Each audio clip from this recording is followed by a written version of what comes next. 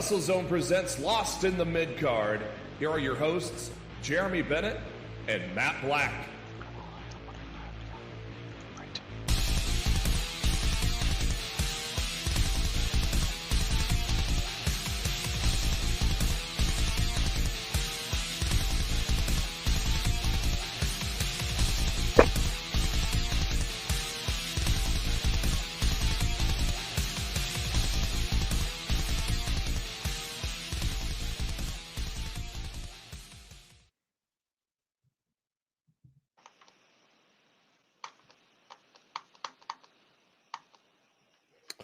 What's up, ladies and gentlemen? Welcome to the podcast where AEW is about to add another S into Boston. It's Lost in the Midcard. Welcome. Happy 12th of February to everybody. Thank you for joining us. If you have not done so already, please subscribe to WrestleZone. And that is a WrestleZone, all one word. Hit that bell icon so you know every time we go live every Monday night, 7:10 Eastern, 6:10 Central, leading you up to Monday Night Raw.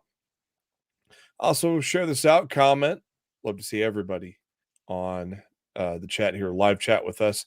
Or if you're catching it on demand, that is perfectly fine too. Thank you for doing so. I am your host, Jeremy Bennett. You can find me on the Twitter at JBHuskers. And as always, my co-host, he is on the Twitter at Raw F Showtime. It is Mr. Matt Black. Matt, how you doing? I'm doing, man. Just every week we think it's not going to get crazier the week after, and the week after just continues to get crazier. 2024 in professional wrestling is looking to shatter every expectation people have had in 2023, 2022, 2021. It's freaking insane right now. We kind of knew this was going to happen with the movement, but I thought we haven't even began with that yet. 2024 to be a big year, but we're not even 2 months in, and it feels like we're 6 months in with all the news we've received in the last month. It's kind of insane. Especially since it's your job, it probably feels like you're 6 months into the year. Yeah, it really does. You expect a quiet day at some points, and then just like the Scott D'Amore news that dropped last week. We'll get into that. What the hell's going on here? We'll get into that. It's been a crazy week, and it seems like it's only going to get crazier. So I got some choice words for the owl. I got some choice words for the owl today. As you should. I think everybody should have some choice words for the owl. But once again, thanks to everybody joining in. Stephen Chambers, Mark Cho, MK, Frantic World, and Ozzy. Thank you all for jumping in. As always, being our regulars in the live chat. If you're lurking, don't be afraid to let your comments known. Put them on there. If you want us to talk about something, let us know as well. We'll be free to do so. Otherwise, we will roll with what we've got. And what we've got is something very explosive. Our lead story for this evening is what the happenings of what happened on Thursday evening. And this was almost this WrestleMania kickoff show that was in Vegas. This was almost like a good segment of Monday Night Raw. This almost felt like a go home segment to a Monday Night Raw, didn't it? It certainly wasn't a press conference. Yeah. I mean, you got the graphic there. Let's see that. Let's see that graphic.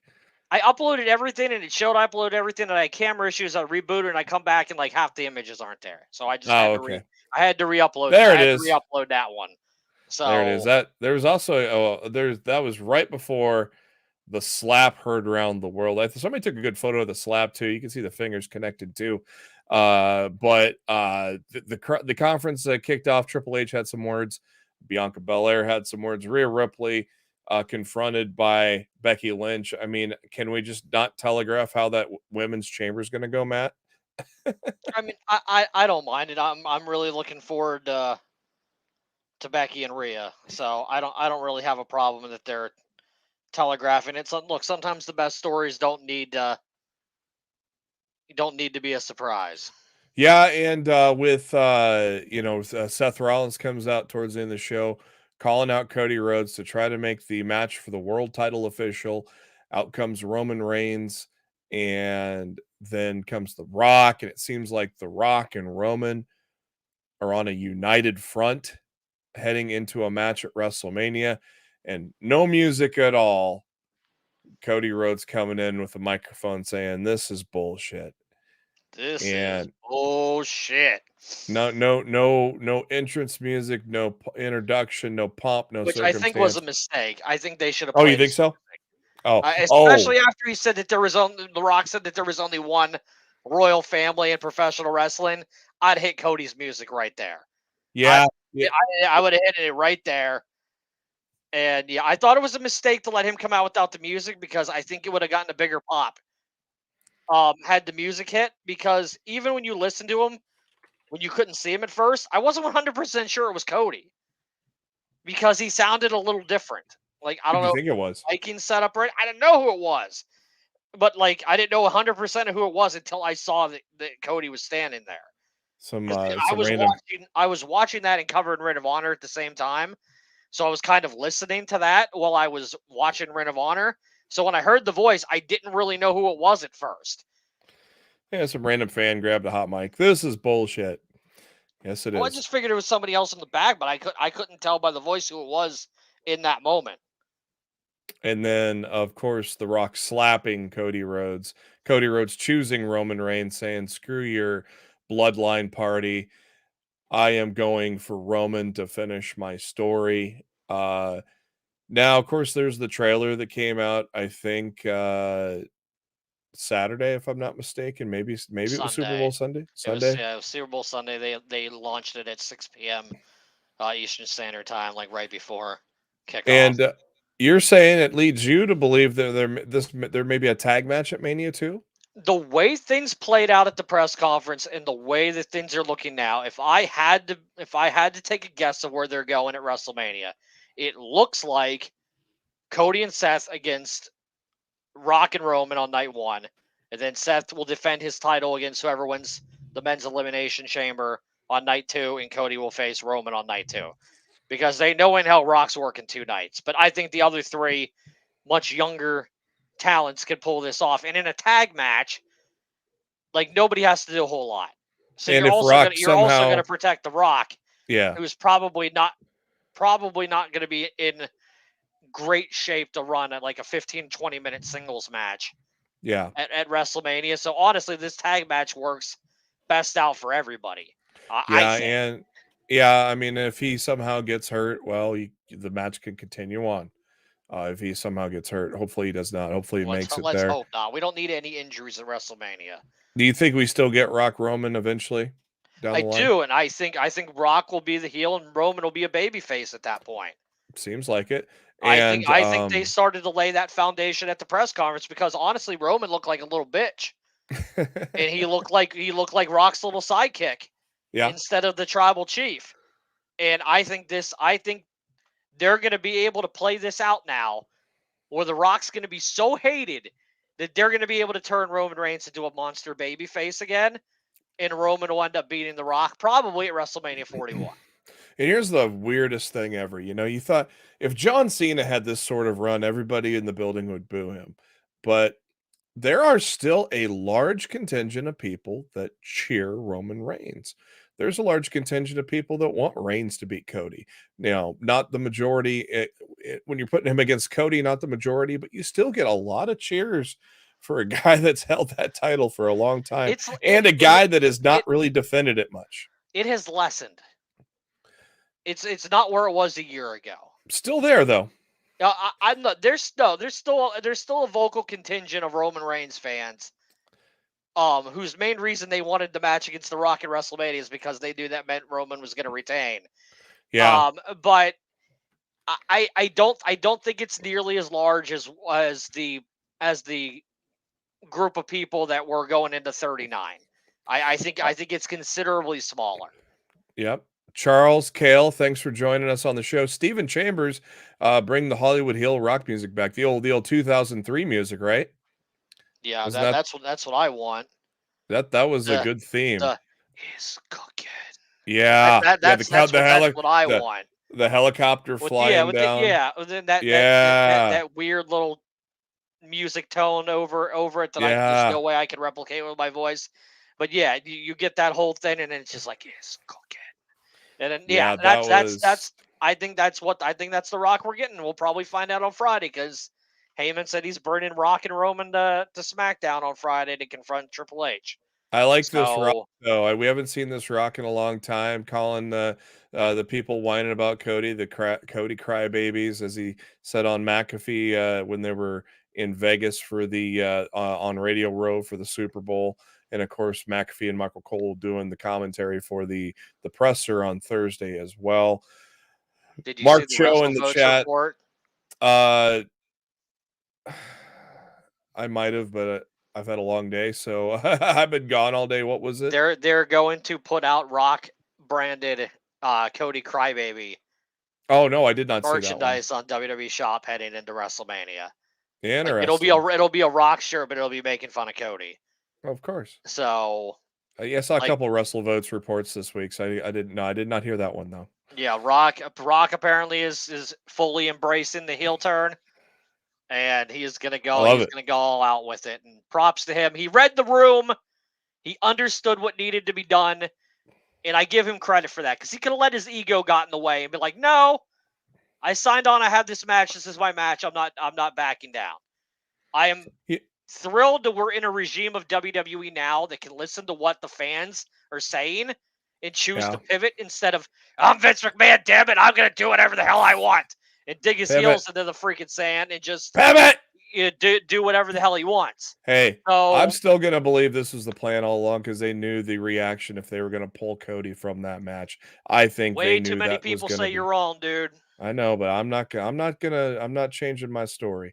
You can sit there with your wrong story, but when Sean Ross Sapp and Mike Johnson are both telling you that you're wrong, you need to listen to the people who know. I think they knew it was obvious what was going to happen, and they planned that all along. But Mark Cho in the chat, yes, Taylor Swift acknowledging Roman in the suite at the Super Bowl. She threw up a 1, so she's now a part of the bloodline.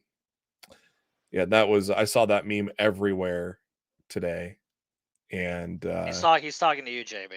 No, I'm right. I know it. You're 100% wrong. I was in a conference call. You're usually wrong on these podcasts, so I mean it all works out. That's not right either, but anyways, it's 100% balls on accurate. But there we go. Who comes out of the chamber? Drew seems like the obvious choice. I wish they wouldn't have just done Drew and Seth at day one, because Drew's hotter now than he's been in forever. So it feels like he's the person that should get it. But man, like, God, the clock's ticking on Damian Priest as well. But I mean, he still has a little under 5 months. A few months. He's got a little under 5 months. Well, it's 365 days from like July 6th is the 2024 pay-per-view.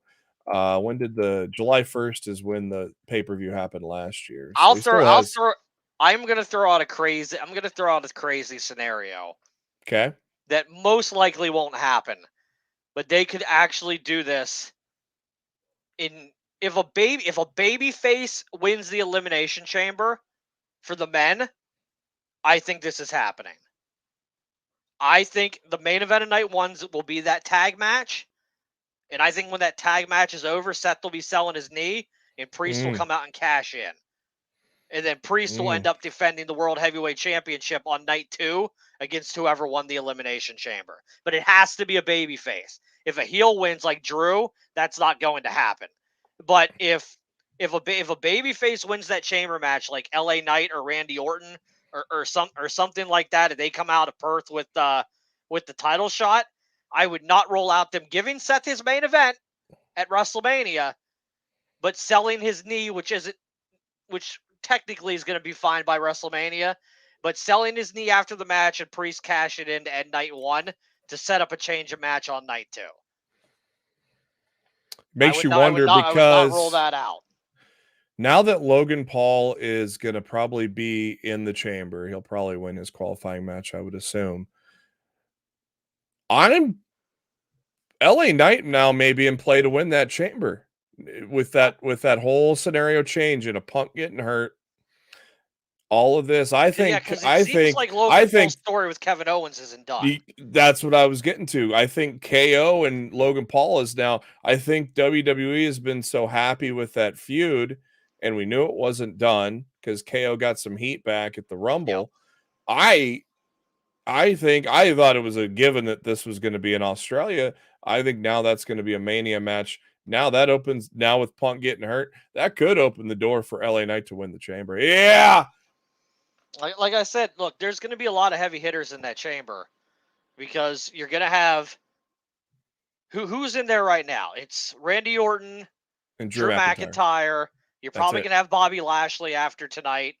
You're going to probably have LA Knight after tonight, and then you're going to wrap it up with Logan Paul. And who's the other match on SmackDown Friday? Who's Dom? Dom's facing KO, right? Is KO in I don't even remember. I think Dom's facing KO. Logan Paul's facing Miz. Okay, then it would make sense for. And I don't know who LA Knight faces, but he'll be. LA Knight faces Ivar tonight. Ivar, okay. And Bobby Lashley faces Bronson Reed. So yeah, I mean, technically, KO and Logan Paul could cost each other their qualifying matches. Yeah, and then they could end up facing each other in Elimination Chamber. Because one way or another, that feud doesn't feel done. They've made it very clear that it's not finished. And if the plan was Logan Paul and LA Knight, and they've shifted from that, maybe you do LA Knight winning that Chamber and do it against, and he ends up facing Damian Priest on night 2 because Priest cashes in on night 1. I'm just saying I'm not rolling that possibility out right now. Yeah. If a babyface wins that Chamber match, all eyes should be on Damian Priest in the main event of night 1 if that tag match takes place. Boy. Here I was anti-Chamber in February, but I'm loving it now. I used to hate the Chamber in February.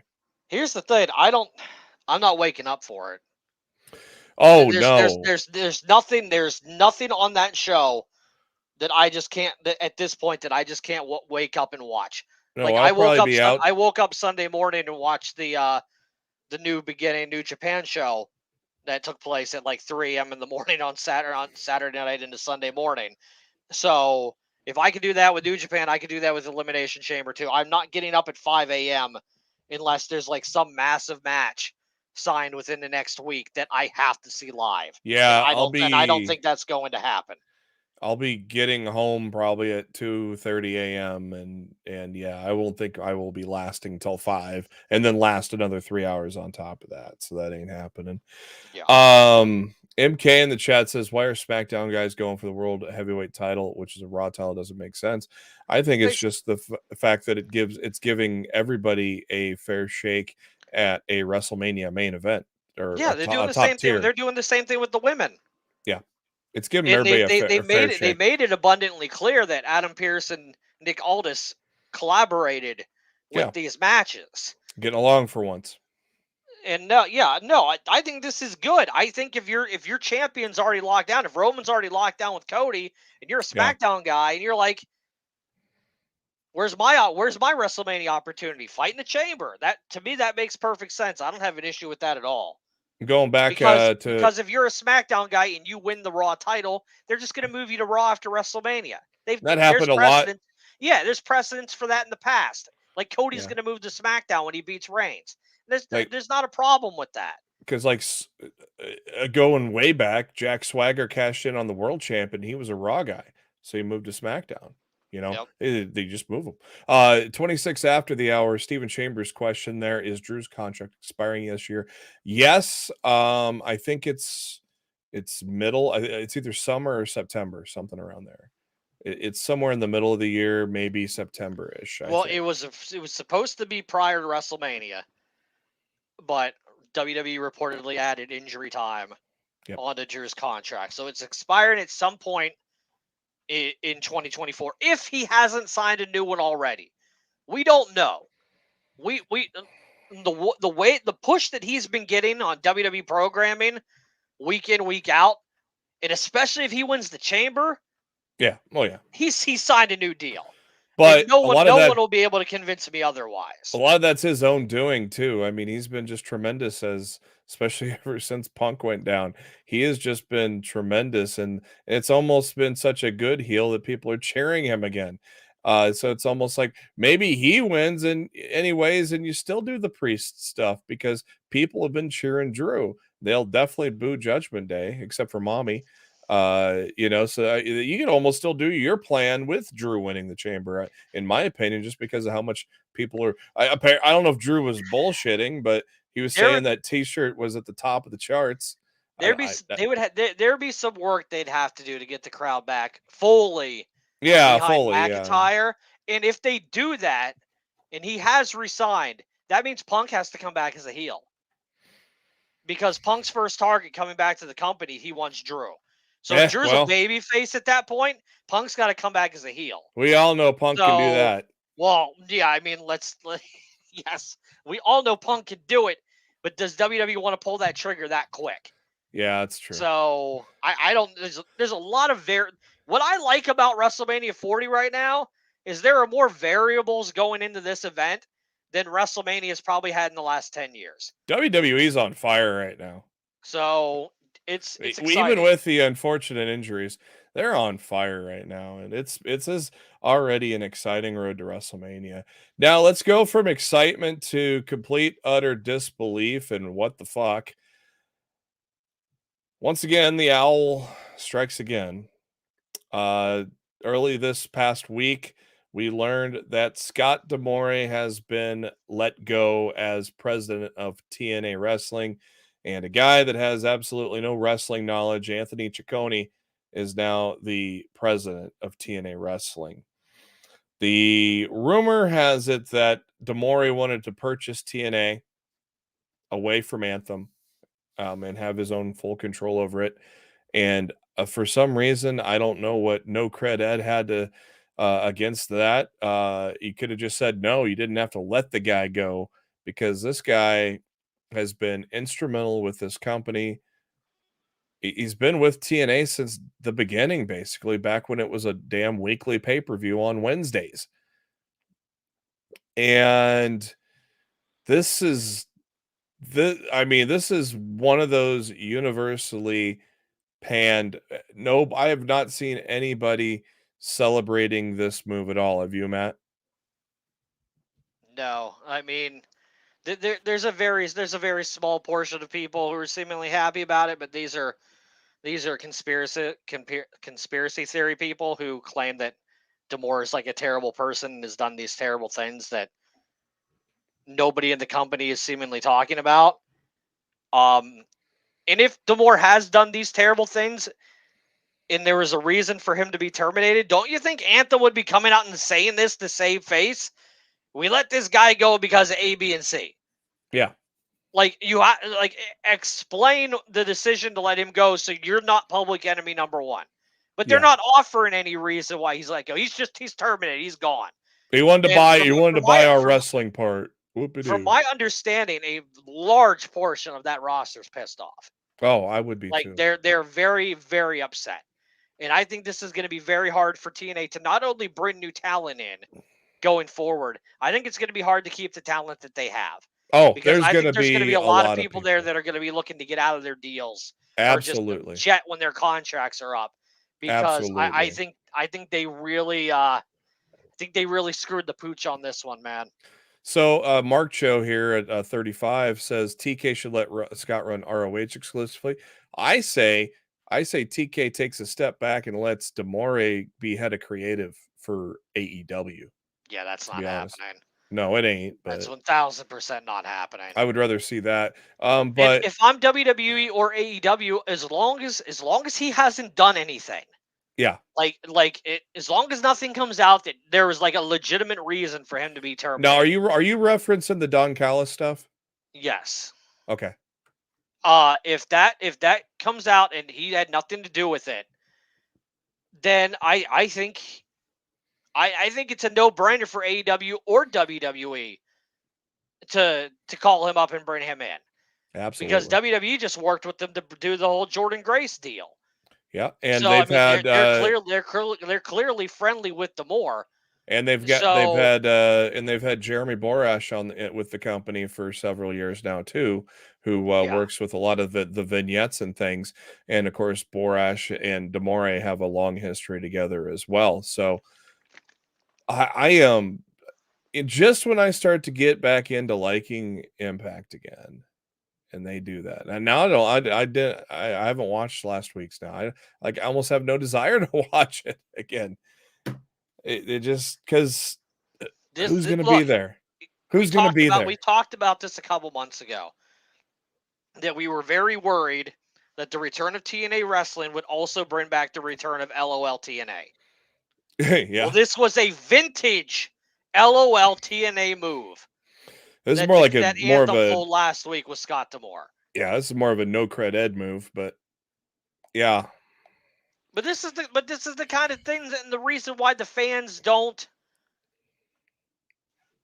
yeah. I mean, feel like anybody that's they can support that company for any length or stretch of time, because in the end they're going to do something stupid and pull the rug out from underneath them. anybody that's been a fan of our show over the past 9 years knows we have a start-stop relationship with covering this company, and now it's like they're giving us another good reason to stop because who's going to be there?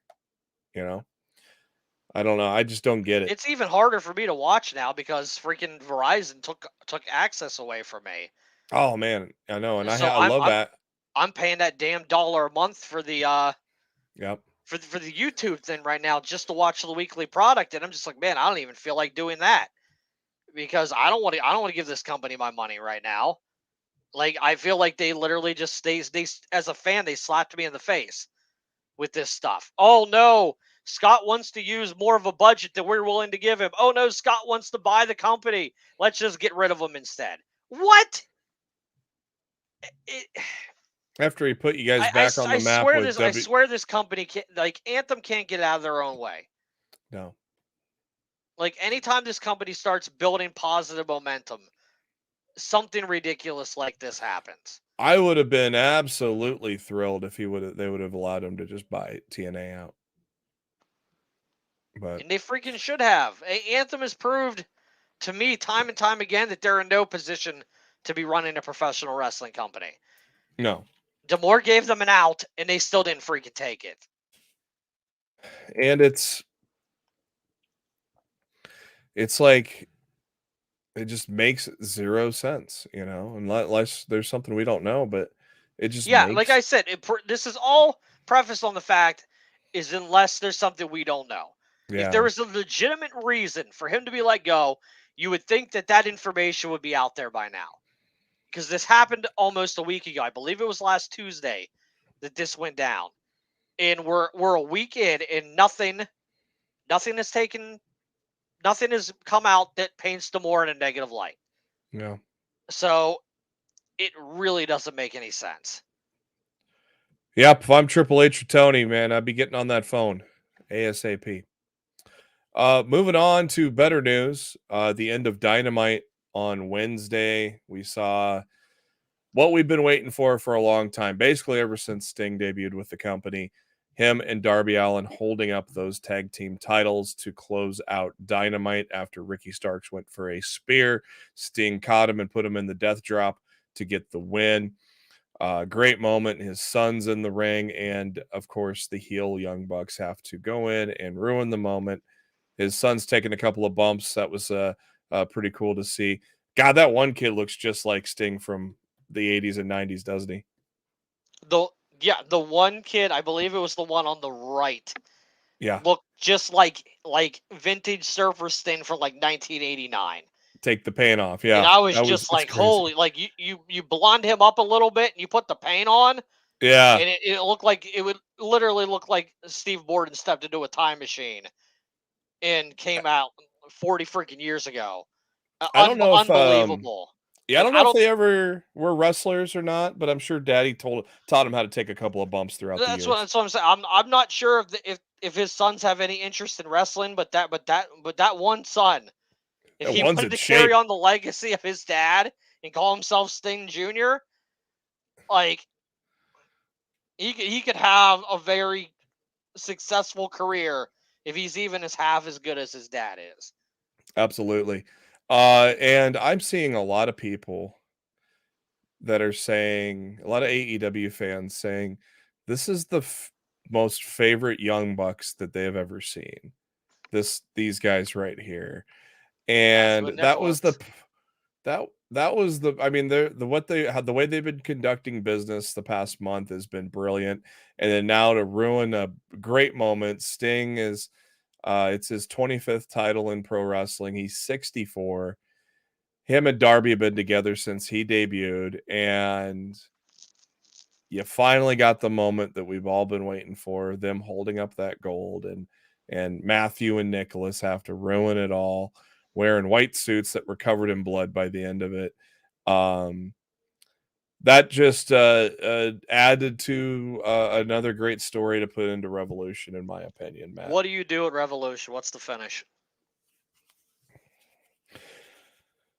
I don't know, because in this day and age, people have not gone out on looking at the lights like they used to back in the day. But Sting is such an old school wrestler. I think he's taken the pen. And then they're gonna celebrate afterwards, say goodbye to Sting. There's a couple ways they could take this. Sting could take the pen. They could protect Sting and have Darby take the pen.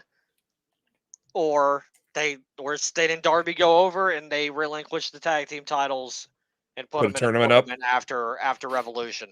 Give us a tournament. I'm not 100%. I'm honestly not 100% sure what direction they're going to go in. If I had to guess, I would say Bucks pin Darby. I'm going to say Bucks pin Sting just because he's such an old school guy from that age, much like Taker. I worry about the crowd reaction to Sting taking the loss.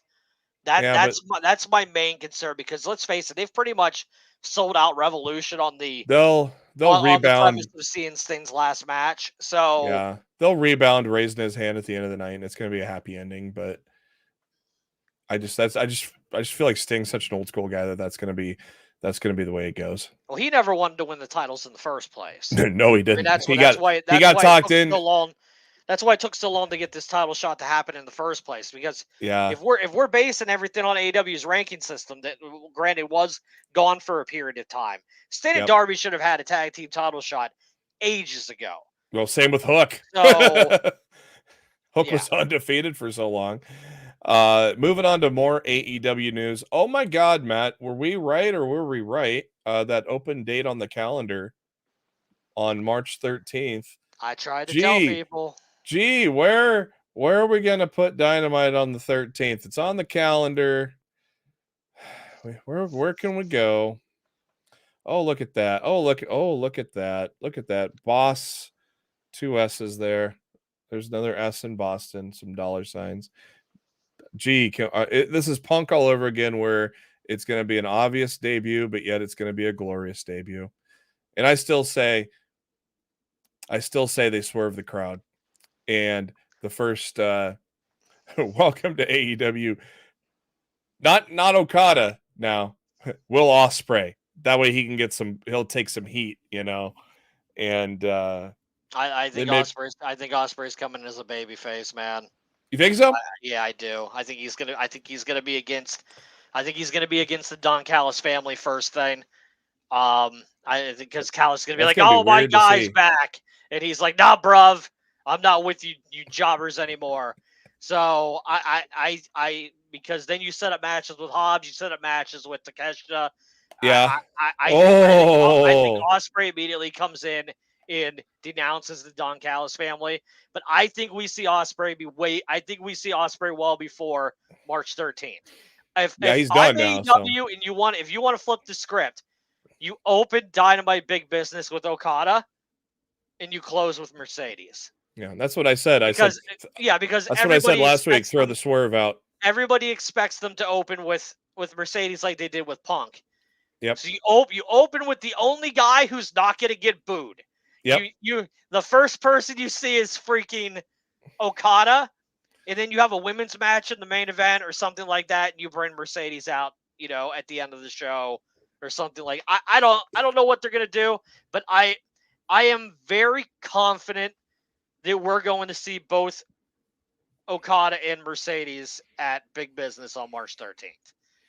Yeah, that was a conspicuously open date in the calendar that we told you last week was going to be Boston. Ozzy, this is in a the question chat. that I've wished people in the media would have been asking for months now, and nobody's asked. I don't know. I don't know I don't know what's going to happen to Raw from October of 2023 till the end of December of 2020. I don't know where it's going to air. It might just air on Peacock. Like I legitimately have no clue where Raw is going to air for that 3 months from October to the end of December. But to me, that's something the media should be asking at these events, and nobody's bothered to ask. I think it's very, very weird. Well, why can't they just keep running Raw on Monday? Because the contract with USA ends at the end of September, and it's already been said that USA will not be airing Raw from October to the end of the year. So I bet there's a 3-month gap there, and it's just like, where's Raw going to air? I bet you it's going to be live on Peacock. I agree with Mark Joe. I believe Ospreay will be wrestling at Revolution. So I would be shocked if he's not wrestling at that show. Yeah, the thought of him in wrestling to Kesha. Whew. Yes, please. Speaking of Kazuchika Okada, his last match just occurred yesterday at New Japan. Let's see, what was that last one? I just lost. No, Ospreay's last match was this weekend, not Okada. Oh, okay. Okada still has 2 more matches left this month beforehand. Okada's last match is going to be at New Beginning in Sapporo on February 24th. He's going to team up with Tanahashi, Goto, Yoshihashi, and Ishii to face Matt Riddle, Jeff Cobb, Hanare, Great-O-Khan, and Callum Newman. It's going to be a big 10-man tag match for the goodbye of Kazuchika Okada. Tama Tonga's farewell match has also been added to that same event. He is going to team up one more time with Tangaloa and face El Phantasmo and Hikuleo in a clash of the GOD tag teams. So New Japan, New Beginning already shaping up to probably be a must-see pay-per-view match there, Matt, correct? Yeah, I think so. I thought the New Japan show over the weekend was incredible. The steel cage match between the War Dogs and United Empire was insane. I've never seen the fact that not only were they ripping the ring apart, but they were like, the planks of wood were falling through. So they were like holes in the damn holes in the ring that they were. I'm like, my God, this is dangerous as hell. They were going at it. But it was I thought it was a great show. I was very surprised to see Tanahashi put Okada over, but then we got the news hours later about Okada going to AEW, and then it made a lot more sense. Yeah, it did after that. In an Ospreay on Twitter, a lengthy statement as well, saying his goodbyes after the show in Osaka yesterday. So, boy, AEW is about to get loaded, isn't it?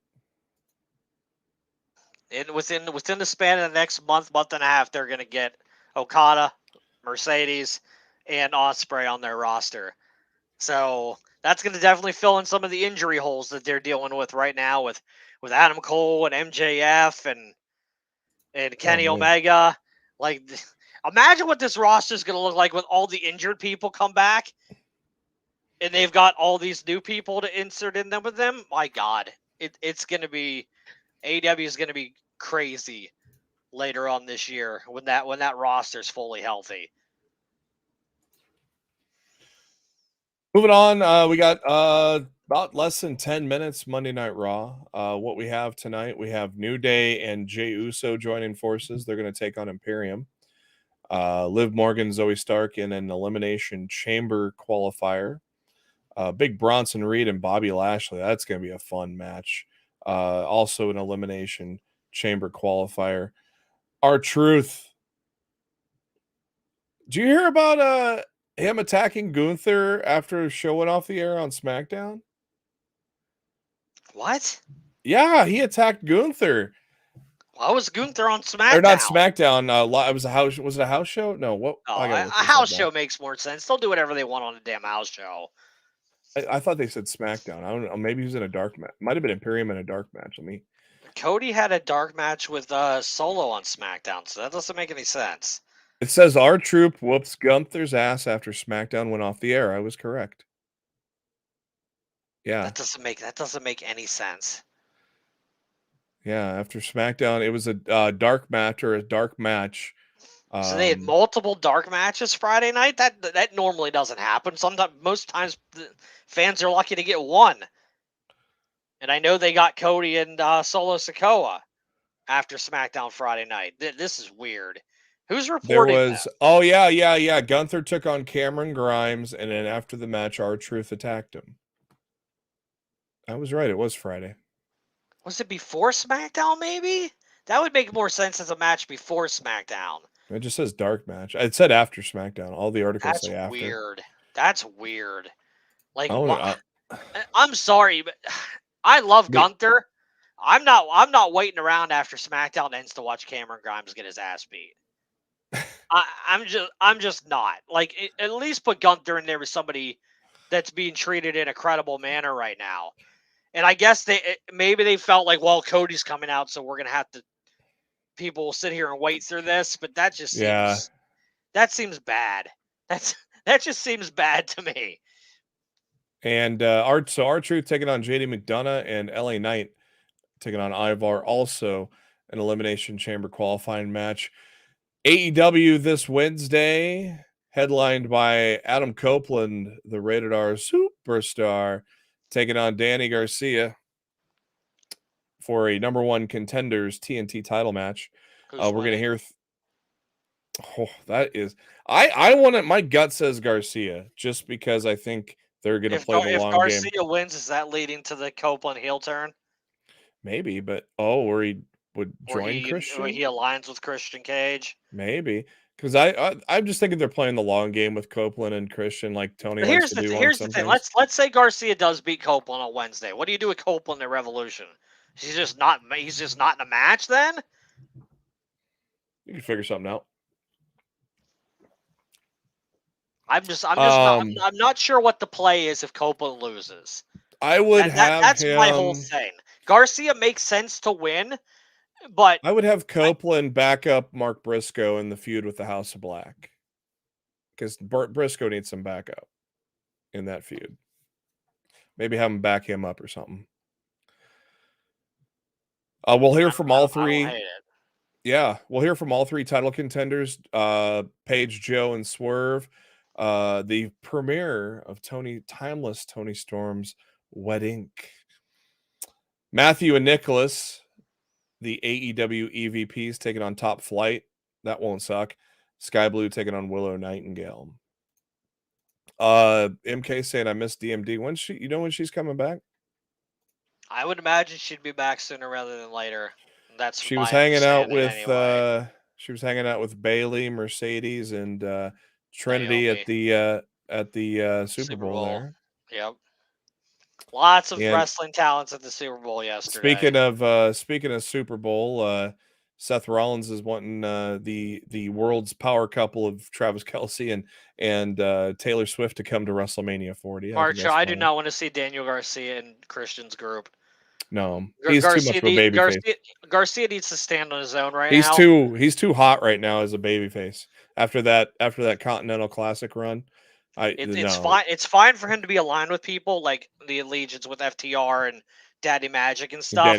But I don't want to see Garcia in another group right now. I want to see him stand on his own. Yeah, Frantic, this sucks. I was very disappointed when I heard this on Saturday. Why not? The NBA All-Star game. Oh, that's right. So no Collision on Saturday, and Rampage is on at like 7 p.m. Friday night. So I'd have just moved Collision to TBS on Saturday night, but Or move What it do I to know? Friday. Go head to head with SmackDown one time. I don't know. Couldn't have hurt. I wouldn't have hated that. If they don't want to counter program against each other on Turner, be like that. I don't know. Yeah, maybe that's the reason. I don't know. It's going to be really weird to not have Collision on Saturday night. One more thing, I guess I'll ask you before we go. You saw that article on Fightful, Undertaker thinking or saying how positive things are backstage without Vince there anymore, and thinks it's too calm. Is there such a thing as too calm? I mean, especially after everything that's gone on. When backstage rooms were men. Shut up, Mark. I mean, seriously, dude.